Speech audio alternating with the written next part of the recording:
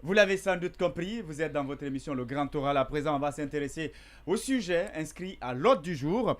Le bilan de la manifestation interdite par les autorités de la transition le 5 septembre 2023 s'alourdit davantage. Les forces vives du pays qui sont à l'initiative parlent désormais de 5 personnes tuées par balle. Mon cher ami Odilon, comment vous avez accueilli, quelle lecture vous faites de cette situation? Bon, la lecture qu'on fait de la situation elle est toute simple. Hein. C'est que le CNRD est en train de nier les engagements qu'il avait pris dès le 5 septembre. Vous l'avez rappelé à l'entame de cette émission, le discours fondateur en quelque sorte qui justifiait la prise de pouvoir. Qui a vraiment qui justifiait, on se rappelle encore de la légitimité voilà, en ce moment. Pour en quelque sorte légitimer ce putsch. Il avait dit clairement que aucun Guinéen ne devrait désormais tomber pour quelque raison que ce soit. Encore une fois, qu'on soit en manifestation ou quoi, il y a quand même, c'est un droit qui est reconnu à tous les citoyens. Hein? C'est un droit qui est reconnu à tous les citoyens. Les constitutions normales que nous avons connues, surtout depuis les années 90 avec l'avènement de la démocratisation du continent africain, depuis 90 jusqu'en l'an 2020, les constitutions que nous avons connues ont toujours consacré les droits fondamentaux, parmi lesquels la liberté de manifestation. Donc c'est un droit fondamental. Et poursuivant, il y a également le code pénal qui met en avant ici les dispositions qui encadrent la jouissance de ce droit-là. Mais même si ces dispositions, je me dis, même si ces dispositions, il arrive qu'elles soient violées, hein, même s'il arrive que les manifestants n'arrivent pas à respecter les dispositions qui encadrent juridiquement le droit de manifester, il n'y a aucune raison, je dis bien aucune raison qui pourrait justifier la mort d'un Guinéen. Le droit à la vie et à la personne humaine sont sacrés, c'est clairement défini dans la charte de la transition d'ailleurs. Donc, ceci dit, qu'aujourd'hui, le peuple de Guinée se sent trahi par ces autorités et il faut que justice soit faite. Il faut que nous sachions réellement qui est auteur de cette tuerie-là, d'autant plus qu'encore une fois, rien ne serait justifié de voir encore un Guinéen tomber sous cette transition-là. Parce que nous on avait été promis qu'aucun Guinéen ne tomberait. Bien. Alors, oui, Mpali Guilavogui, 5 morts, si vous voulez, à l'appel d'une manifestation qui ne demande que, si vous voulez, la transparence, la gestion collective de la transition, mais aussi la mise en place d'un cadre de dialogue sincère. Oui, je crois que, comme Mahomo vient de le dire, les anciens démons qui ont été dénoncés par le colonel sont de retour.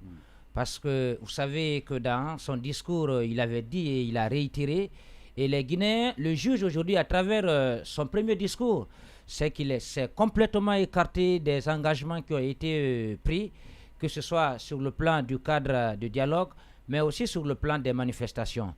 Maintenant, par rapport à cette actualité, on va contextualiser, si vous voulez, ces manifestations. Vous savez, c'était à l'occasion de l'an 2 de l'arrivée du CNRD au pouvoir. Alors, est-ce que le CNRD avait besoin, en tout cas, d'organiser une manifestation, une célébration de l'an 2?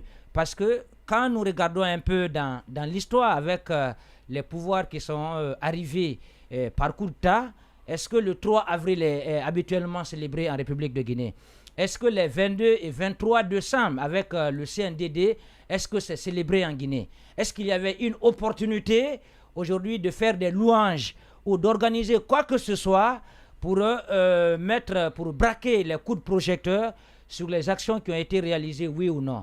Moi, je me dis que le colonel Mamadi Doumbouya, habituellement, parce qu'on a vu l'an 1, il n'avait véritablement pas de célébration, mais ce qu'on a l'habitude de voir, même dans les exercices démocratiques, c'est qu'il devrait s'adresser au peuple de Guinée. On sait qu'il y a la transition à quand même un chronogramme qui contient 10 étapes. Alors, où nous en sommes par rapport à la mise en œuvre?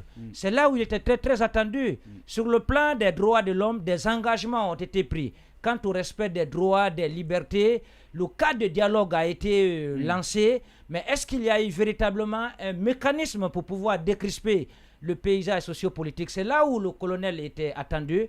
Mais je crois qu'il s'est complètement écarté. Non seulement il ne s'est pas adressé aux Guinéens, et au-delà, la manifestation a été donc appelée par les forces vives de Guinée, et qui comptaient aussi organisé une démonstration de force afin de démontrer à l'opinion que oui, aujourd'hui, le CNRD n'est pas en train de respecter non seulement les engagements pris, mais aussi des recommandations qui ont été faites par la communauté internationale n'ont pas été exécutées comme prévu par la junte militaire au pouvoir. Donc c'est dans ce contexte-là que la manifestation a été appelée par les forces vives de Guinée. Et très curieusement, à la veille donc, du 5 septembre, il y a le ministre de la décentralisation qui d'ailleurs, comme habituellement il le fait, donc a interdit la manifestation. Mais cela n'a pas empêché de l'autre côté les partisans du CNRD, justement, voilà, d'aller participer au concert, même si la fête a été gâchée donc par la pluie.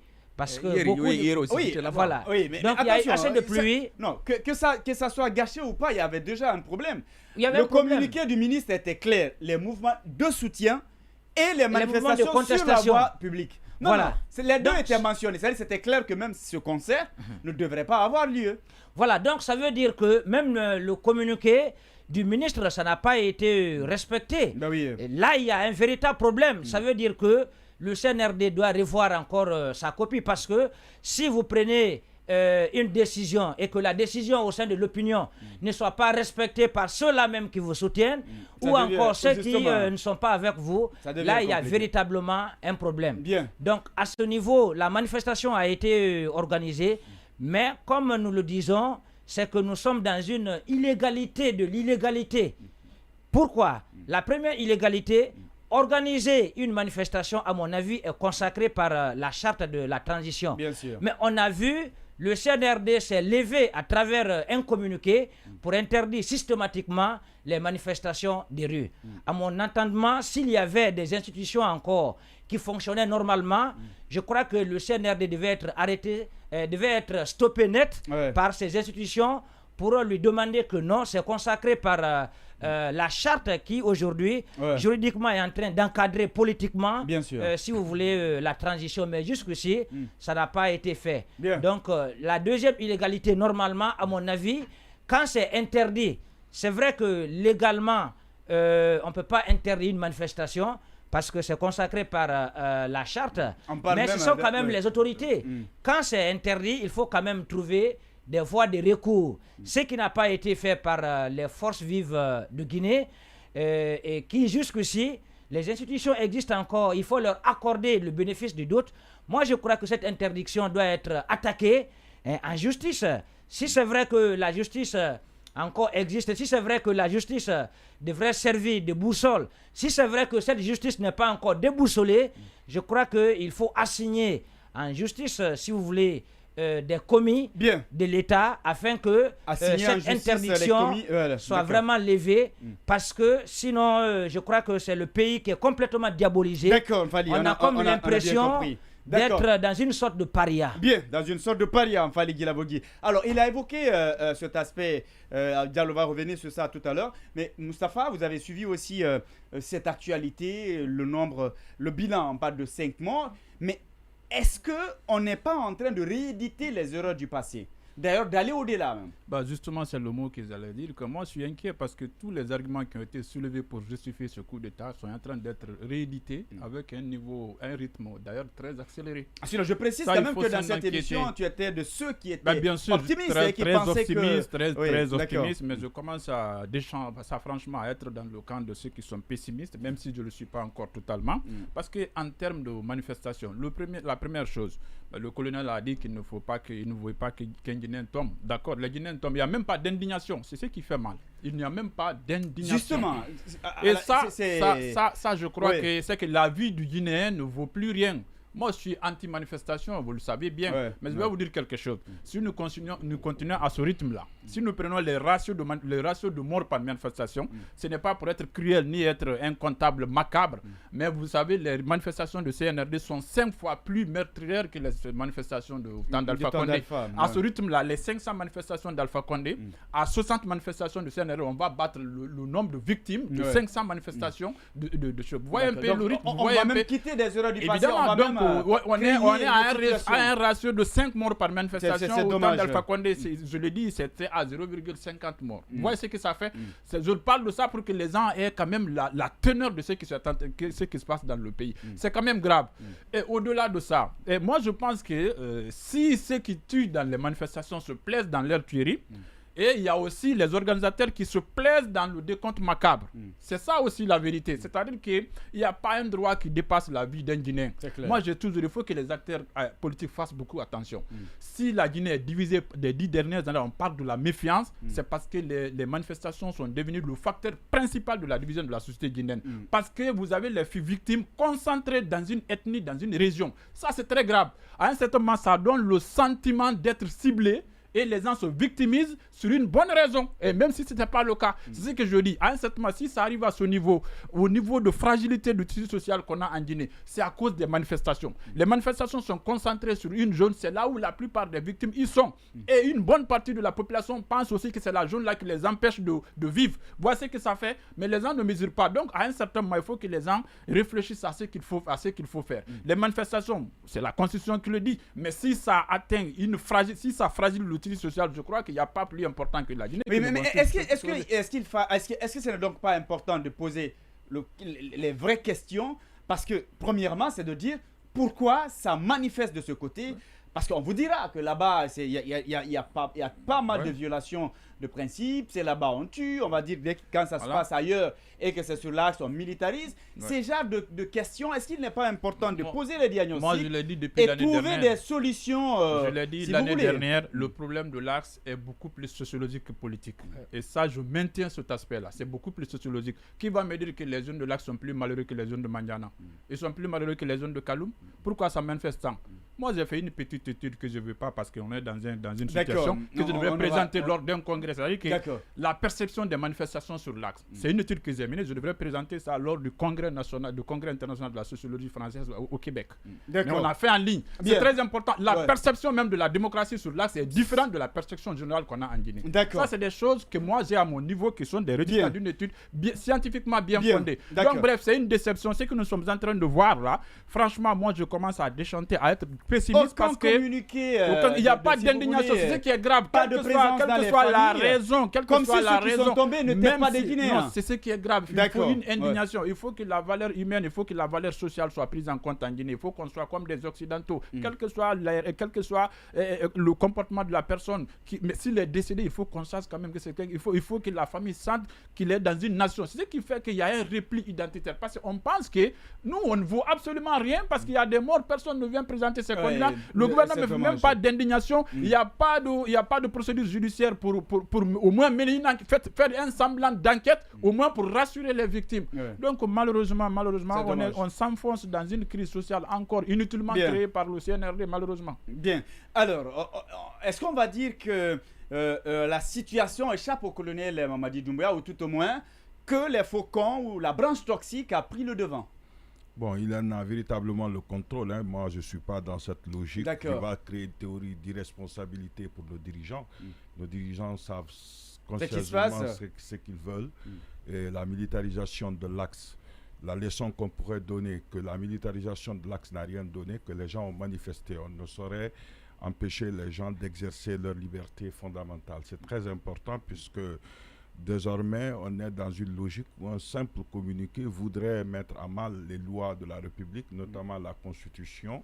Maomi vient de le rappeler. La charte le rappelle clairement, le droit à la vie et le droit de manifester également. Et la Déclaration universelle des droits de l'homme de 1948, que le tronc commun des droits de l'homme rappelle que le droit de manifester est un droit qui n'est pas négociable. Alors du coup, le CNRD sait clairement qu'il ne peut pas empêcher les gens de manifester. Maintenant, la question qu'on se pose et qui mérite une petite réflexion, ou du moins ce qui frôle un peu de rire, c'est quand on dit ne s'indigne pas. Le vendredi passé, ils ont tiré sur le cortège funèbre. Justement, on se demandait... Voilà, donc si d'abord on parle de l'indignation, quand on va pour enterrer des gens qui ont été tués pendant les manifestations, on va gazer les gens. Et finalement, si le concert n'a pas lieu, c'est le gaz de Dieu, c'est la pluie qui a empêché le concert. Ça a finalement eu lieu hier samedi. Finalement, bon, en fait, voilà, je ne savais pas alors, mais le vendredi, ça n'a pas avec la pluie. Là, Dieu aussi a donné son gaz et ils ont empêché parce qu'ils en avaient la force. Mais c'est qui est clair, parce que lui, il dit de façon scientifique que ce n'est pas forcément de façon... La perception de la démocratie, de l'axe, est une perception véritable qui résulte de la vérité, de la détermination, de la leçon qu'on donne aux gens. C'est pas le résultat de ma recherche. Je rappelle, tu dis que tu penses... Oui, d'accord, allez-y. Moi, je n'ai pas trouvé ça. Vous dites que même la perception de la démocratie, d'après les études, je ne parle pas de vous, mais c'est vous-même qui le dites, que si vous prenez la perception de la démocratie, de l'axe, elle est différente de la perception de la démocratie. Ça, c'est d'après les études. Je ne parle pas de vous, c'est vous qui venez de le dire. Mais par contre, moi, ce que je ne vois pas, il y a des gens qui ont manifesté au bord de la présidence à Kaloum. On n'a pas tiré. À quelques mètres de la présidence. Ça, c'est une réalité. Tout le monde a vu. Quand ça manifeste sur l'autoroute, on ne tire pas. C'est quand même une vérité. C'est quelque chose de constant. Et alors, les forces de l'ordre ont peut-être des ordres un peu spéciaux pour... que si c'est l'axe, il faut tirer, ou même ce n'est pas les forces de l'ordre qui tirent, c'est d'autres qui ont été infiltrés, parce que moi je ne pense pas que la gendarmerie officielle, la police officielle soit à même de tirer contre sa propre population. Moi je trouve que ça c'est pas cohérent, et ils savent pertinemment qui les nourrit, qui paie l'impôt pour qu'ils puissent percevoir leur salaire. Donc moi tout ce que je vais dire dans ce contexte-là, c'est qu'on ne pourra pas empêcher l'axe. Mais moi, ce que me choque, et là, je rejoins un peu M. Kalo, quand on tire sur les gens, les forces vives se plaisent dans ça. Ils ne mettent pas au même plan le retour à l'ordre constitutionnel et les morts. C'est-à-dire le retour à l'ordre constitutionnel est plus prioritaire, prioritaire que la mort des jeunes. Et ça, c'est choquant. Vous trouvez qu'il n'y a pas un accent particulier. C'est même choquant pour les morts. C'est même choquant que l'IFDG joue à ce jeu, que la mort des gens soit utilisée comme un moyen de pression. Là, quand même, je suis choqué.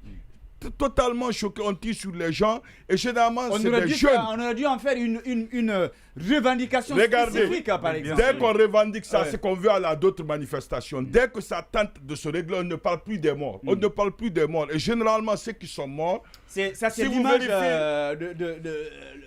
quand les gens partaient justement pour l'enterrement. Et après, ça a dégénéré. Et puis, quand vous regardez l'âge des jeunes... qu'ils ont tiré. Quand vous regardez l'âge des jeunes qui ont été arrachés à l'affection et à la bonne vie, généralement, ils ont 16 ans, 17 ans, 18 ans.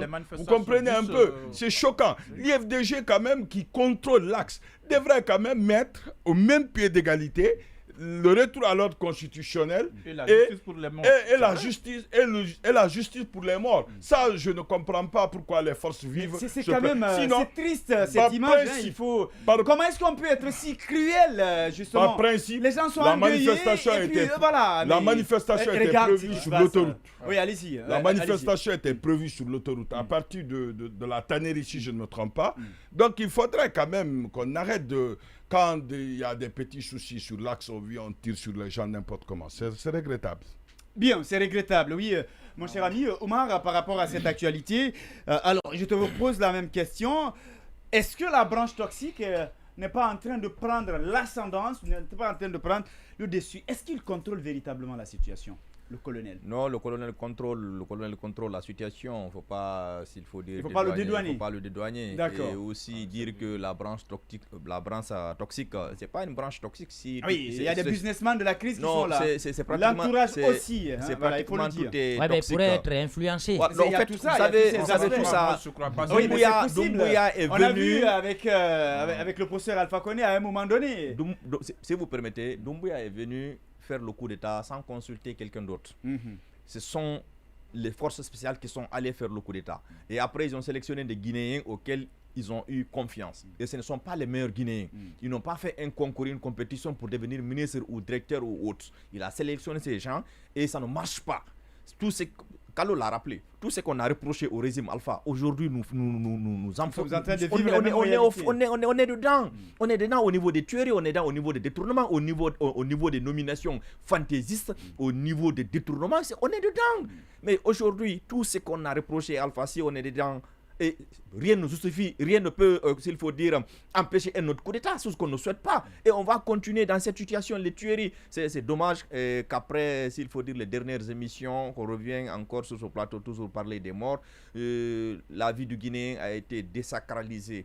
Je préfère qu'on discute de ces morts que de parler de 6 000 milliards. Je disais la dernière fois que le montant par rapport au retour à l'ordre constitutionnel, l'argent, c'est l'être humain qui fabrique. Vous pouvez retrouver l'argent perdu, vous pouvez devenir riche et devenir pauvre. Et un pauvre peut devenir riche, mais quand vous perdez la vie, c'est fini. Ceux qui ont perdu leurs enfants, quand vous entendez un père de famille dire que je m'en remets à la volonté de Dieu. Alors, quand on revient, oui, on a suivi les parents des victimes, justement, qui vous avez vu, c'est quasiment se pathétique. disaient déjà c'est-à-dire ils préfèrent se remettre à la volonté de Dieu. Ça sous-entend que le fossé entre la justice et les justiciables, il n'y a même pas de justice parce que il y a même pas de justice parce que le ministre Bachir qui nous avait parlé lors de la tournée du gouvernement à l'intérieur du pays. Son antidote. Non seulement il y a Charles, il y a d'autres ministres aussi qui l'ont intimidé, qui l'ont dit qu'il n'a qu'à fermer sa bouche et il a fermé sa bouche. Aujourd'hui, Bachir ne contrôle rien. Et est-ce que si vous vous rappelez, en 2010, Bachir était dans le système aussi avec le CNRD. Et actuellement, Bachir est aussi avec ces gens-là. C'est des gens qui n'arrivent pas à apprendre. Non. En 2010, avec qui? En 2010, si je ne me trompe pas, je crois bien Bachir était là. CNDD. Le CNDD. Voilà, tu avais dit CNRD. C'est pourquoi je voulais comprendre. Au CNDD. Je crois bien Bachir était dans le système à l'époque. Et aujourd'hui, il est dans le même système. Et puis des gouvernements de transition. S'il n'est pas capable d'assumer son rôle de ministre, apporter la lumière sur cette tuerie, ça devient très compliqué. Comme je le disais tantôt, il faut que les forces spéciales en question... Il faut relativiser. Est-ce que c'est de sa faute? C'est aussi simple que ça. C'est lui qui a dit le jour qu'il a été interrogé, qu'il va faire des alous. Le jour qu'il a été interrogé, c'est lui-même qui a pris l'engagement. Il a dit que même si c'est les directeurs de police ou si c'est les directeurs nationaux, ils vont sauter. Il a dit qu'il va faire des alous. Charles a fait un point de presse. Est-ce que c'est Charles qui l'avait dit de parler? Il ne savait pas que Charles existait avant de parler. Il savait que Charles existait avant de parler. Mais est-ce que c'est lui qui a interdit les manifestations? Il est membre d'un gouvernement. C'est le premier problème. Il est membre. Non, d'abord. C'est le premier problème. Si M. Sampa en ce qui concerne la justice, c'est très simple. En ce qui concerne la justice, je vais vous dire une chose. Prenez tous les magistrats, prenez tous les avocats, prenez tous les hommes de droit qui étaient dans le système. S'il y a un coup d'État, ça c'est anticonstitutionnel, c'est pas de droit ça. Qui a démissionné? Qui s'est désolidarisé? Quel est le président d'un tribunal qui a condamné le coup d'État? Les procureurs qui sont là aujourd'hui, c'était les mêmes aussi, non? C'est pour te dire que moi, je suis très réticent en ce qui concerne les hommes de droit. J'aurais préféré au moins que les forces de sécurité aient conscience d'arrêter de tuer. Parce que, en fait, c'est malheureux. Parce que je deviens aujourd'hui un business, que ce soit au niveau des forces vives de la Guinée, et que ce soit au niveau des partis politiques, que ce soit au niveau des autorités. On ne peut pas se glorifier d'un bilan pour dire que la manifestation a réussi parce qu'on a eu 5 morts, on a eu 10 morts. Et malheureusement, c'est sur la même zone, c'est sur l'axe. On ne peut pas continuer à tuer les gens et que ça ne donne pas de résultat. Vous continuez à faire la même chose et appeler aussi à la manifestation. Parce que vous savez, ceux qui sont en face de vous, ne reculent pas pour tuer les gens. Et vous continuez aussi sur la même chose. Les tueries continuent. Le résultat, c'est des crises. Aujourd'hui, on parle de retour rapide à l'ordre constitutionnel. On parle d'un dialogue inclusif. Mais souvent, dans ce dialogue-là, les revendications des forces vives, vous n'entendez pas parler de la lumière sur les cas de mort. Et on en a banalisé. On ne peut pas continuer dans cette situation et obtenir un autre résultat. Je vous dis encore, je ne veux pas être, s'il faut dire, un annonciateur de malheur dans le pays. Mais l'horizon est sombre pour le pays. L'horizon est très sombre si on ne change pas. Mais ne pas dédouaner le président Doumbouya. Il est là, c'est lui qui a nommé ces gens. Si le résultat ne suit pas, qu'il les dégomme. Sinon, c'est lui-même qui va être la première victime, parce que c'est ce qui est arrivé à Alpha Condé. Alpha dormait parce qu'il pensait maîtriser la situation et après Doumbouya est venu la lever là-bas. Poser cette question, en 30 secondes. Oui, en 30 secondes, vous avez parlé, vous savez, aujourd'hui, le colonel, il doit se mettre au-dessus de la mêlée. Voilà, par rapport à certaines questions, parce que surtout sur des questions politiques, s'il n'a vraiment pas l'intention de se présenter, moi je crois qu'il n'a vraiment pas d'intérêt de prendre certaines mesures. Et au niveau de... Oui, mais si on est en train de lui dire que la Guinée a commencé à exister, ce n'est qu'à son arrivée, il y en a, quand la dame Aminata dit que l'État n'existait pas, ou que vous entendez... Mais on dit tout est une première. C'est comme si on est en train de faire de lui l'homme providentiel, celui qui a sorti, qui crée l'État. Et malheureusement, malheureusement, c'est ce que je voulais ajouter. Parce que si vous prenez le CNRD, vous prenez le gouvernement, vous prenez pratiquement tout ce qui intervient aujourd'hui, ils ont tendance à dire que la Guinée vient d'exister. Mais bien sûr, on dit qu'il n'y avait pas d'administration. Aminata se permet de dire qu'il n'y avait pas d'administration pendant que l'administration n'existait pas. Ça, c'est à Marac, et eux-mêmes, ils relevaient des autorités administratives du pays. Et même si on change une couche de peinture, on dit que c'est une première, ça n'a jamais existé. On met un mètre de goudron, on dit que ça n'a jamais existé. Ça n'a jamais existé, c'est une première. C'est comme ça ils vont faire comprendre à Doumbouya que c'est le soleil, que c'est l'espoir, que c'est l'alternative, c'est la formule. C'est une manière de trahir le pays. Le colonel Mamadi Doumbouya doit prendre le dessus et je crois qu'il doit prendre des mesures fortes. Parce que ce qu'on apprend, c'est que c'est vrai, au sein du gouvernement, au sein de l'appareil étatique, il y a aujourd'hui des clans qui ont vu le jour. Et quand vous voyez de la façon dont la transition est en train d'être menée, on peut leur donner raison parce qu'on apprend qu'il y a un clan aujourd'hui constitué des caciques issus de l'opposition qui sont aussi très influents au sein du gouvernement et au sein du CNRD. Vous prenez des caciques de l'ancien parti au pouvoir, le RPG Arc-en-Ciel, qui ont très vite changé, donc qui tournent, qui gravitent aussi autour du colonel Mamadi Doumbouya et qui seraient vraiment très influents sur certaines décisions. Et vous avez le CNRD. Mais l'un dans l'autre, je crois que la responsabilité, le bilan que nous dressons aujourd'hui, je crois que tout reviendra au colonel Mamadi Doumbouya. Il a dit qu'on va rompre. C'est bon, ça va. Voilà. Mais quand c'est mauvais, qu'on va rompre avec les pratiques du passé, oui. Mais avec l'évolution de la transition, on a comme l'impression que ce sont des têtes simplement qui ont changé. Le système demeure encore. Ce qui fait dire d'ailleurs que le prince a été déposé. Vive un autre prince, ouais. Et bienvenue les anciennes pratiques. Bien. Oui, alors un mot avant d'aller à la pause. Est-ce qu'il faut aussi dire aux forces vives de revoir les stratégies avec les manifestations? Il y a toujours des victimes sans justice, ou c'est l'unique alternative? Ça, c'est depuis longtemps. Je pense que pour ceux qui suivent l'actualité guinéenne depuis plusieurs années en arrière, je crois que les forces vives aujourd'hui devraient penser à changer un peu la stratégie.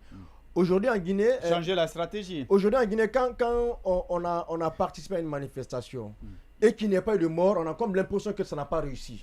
C'est la réalité même. On a l'impression que ça n'a pas réussi. Oui. Et quand il n'y a pas eu de mort, on a l'impression que ça n'a pas réussi de part et d'autre, que ce soit du côté des manifestants comme du côté de ceux qui devraient l'encadrer. Je pense qu'à un moment donné, il faut se remettre en cause. Il faut penser à changer la stratégie et on ne peut pas... c'est facile à dire, mais quelle autre stratégie? On ne peut pas. Quand vous avez affaire avec des gens qui n'écoutent que le langage de la vie, vous faites comment? On écoute, qui n'écoutent que le langage de la vie. Il y a d'autres moyens. Il y a d'autres moyens de pression. Derrière, il y a un bilan macabre qui dépasse les manifestations. Il y a d'autres moyens de pression.